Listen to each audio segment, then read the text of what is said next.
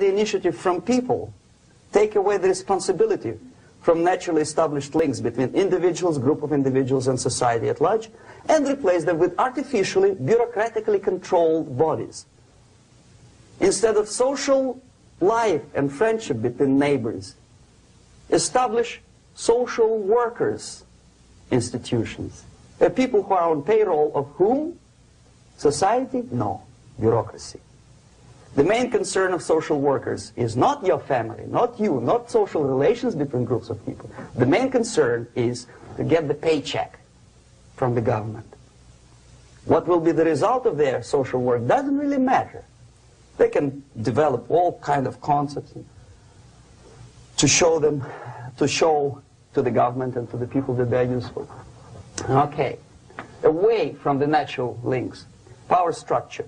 Okay, the natural bodies of administration, which are traditionally either elected by people at large or appointed by elected leaders of society, are being actively substituted by artificial bodies. The bodies of people, groups of people, whom nobody elected. Never. As a matter of fact, most of the people don't like them at all, and yet they exist. One of such group is media. Who elected them? How come they have so much power? Almost monopolistic power on your mind. They can rape your mind. But who elected them? How come they have a nerve to decide what is good and what is bad for the elected by you, president, and his administration? Who the hell are they? Spiro Agnew, who was hated by the liberal left, called them a bunch of enfeebled snobs. And that's exactly what they are. They think they know. They don't. The level of mediocrity. In a big establishment like New York Times, Los Angeles Times, major television network, you don't have to be excellent journalist. You have to be exactly a mediocre journalist. That's easier to survive. There's no competition anymore. You have your good, no.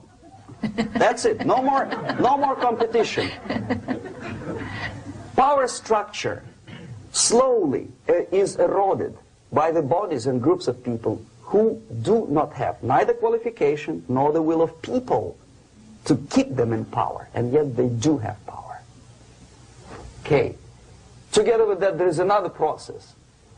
Law enforcement, law and order organization and structure is being eroded. For the last 20, 25 years, if you see old movies and new movies, you can see that in new movies, a policeman, an officer of the United States Army looks dumb, angry, psychotic, paranoid.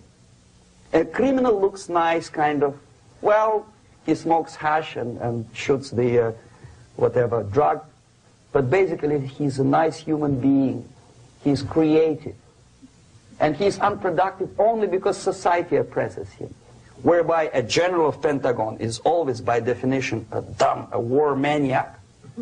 A policeman is a pig, rude policeman. He abuses his power. You know? A generalization like that.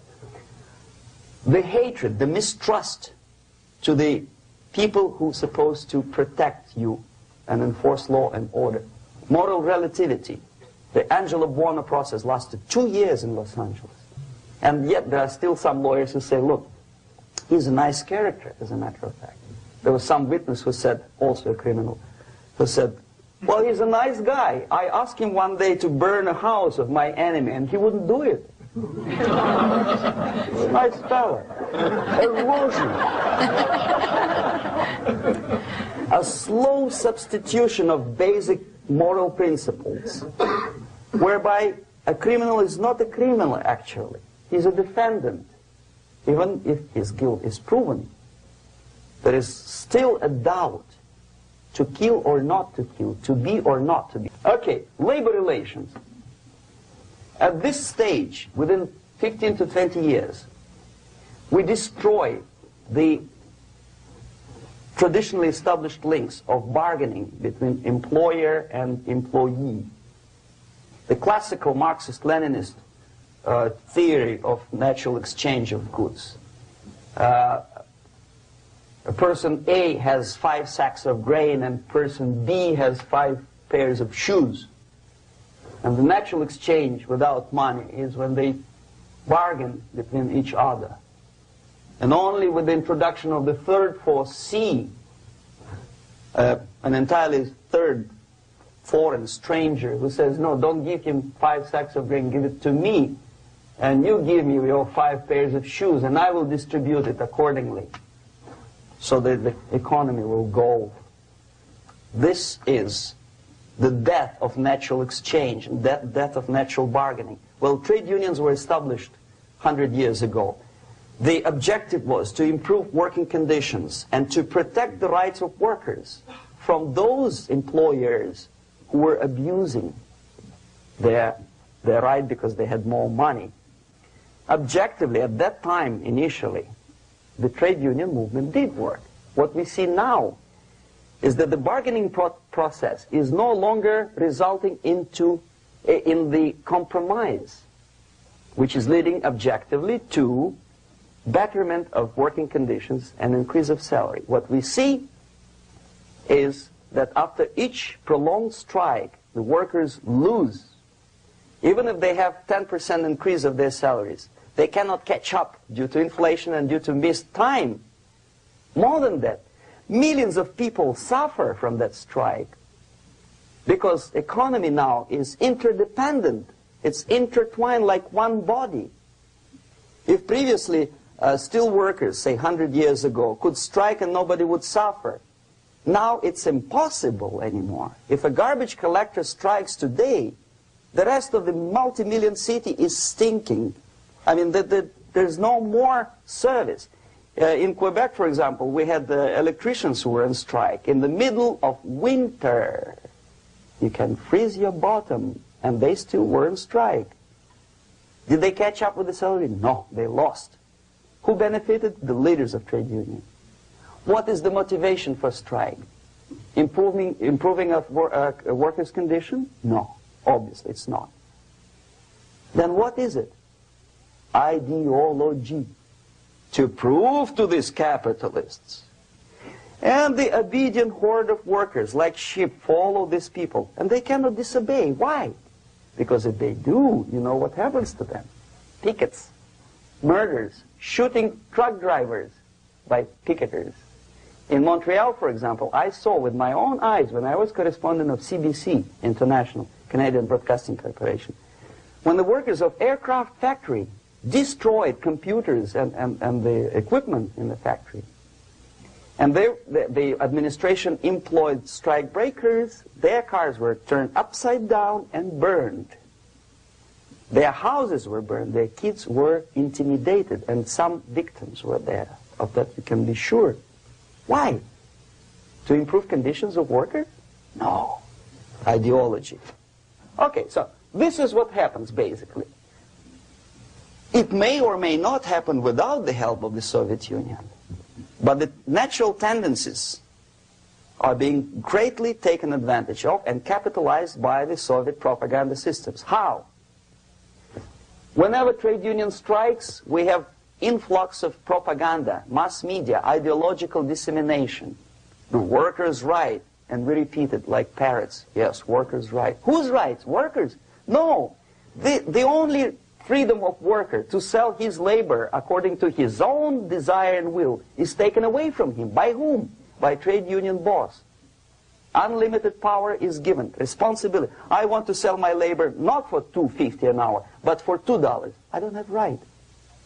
My freedom is denied to me. I know that if I sell my work for $2 an hour, not for $3 an hour, I will compete better with the other guy who is lazy and more greedy. I don't need $3. I need only $2. No, I was made to believe by media, by business, by advertising agencies that I need more and more and more. Have you ever heard any advertising on TV to consume less? No. No way. Whether you need a six-cylinder car or not, you have to buy it. And hurry up. When I was driving here on the local radio station, An excited announcer said, "You hurry up, rush and save, save, save. There is a pantyhose sale. Save by buying more." See?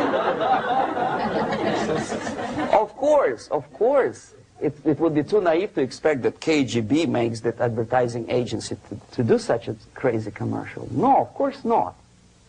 But what we did when I was working for Novosti Press, we would snow plow editorial offices, student organizations, religious groups with literature of class struggle, if not directly Marxism-Leninism propaganda, then a propaganda of a legitimate aspirations of working class, betterment of life, equality, mind you. President Kennedy once said, we will make America to believe that people are born equal. Are people born equal? Is there any mentioning in the Bible or any other holy scripture in any religion, if you don't believe me, go to the library and check it. There is not a single word about equality. Just the opposite. By your deeds, God will judge you. What you do is important. The merit of your personality. You cannot legislate equality. If you want to be equal, you have to be equal. You have to deserve it.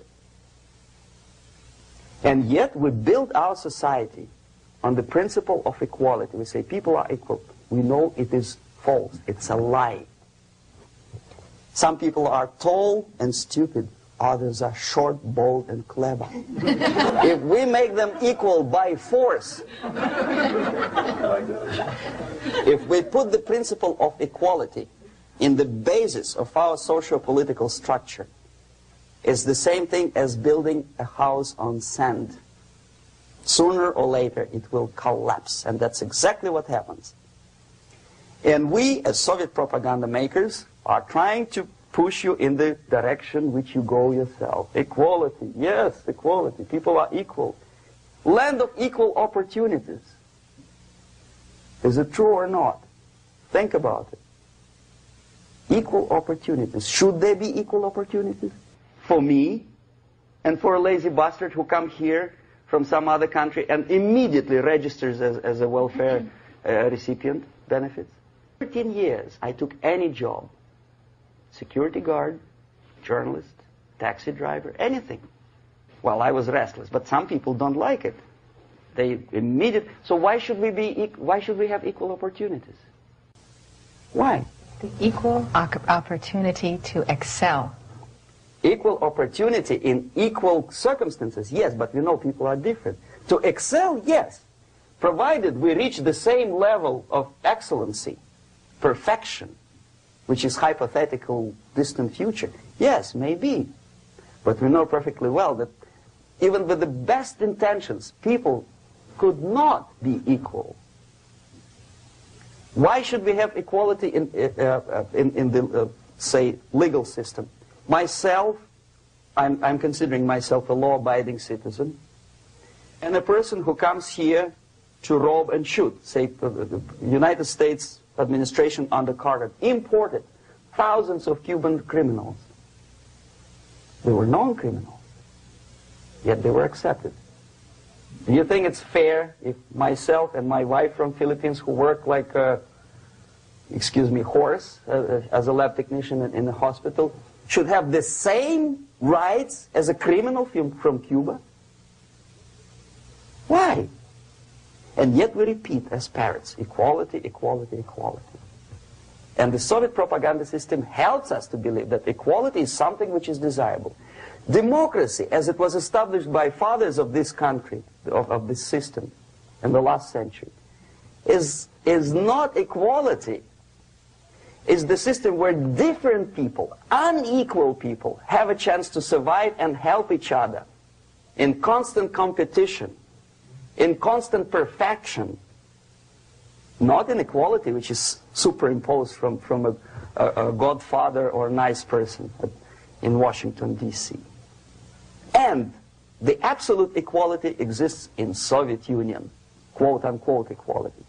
Everybody is equal in dirt. except some people are more equal than the others in Politburo. So, the moment you bring a country to the point of almost total demoralization, when nothing works anymore, when you are not sure whether it is right or wrong, good and bad, but there's no division between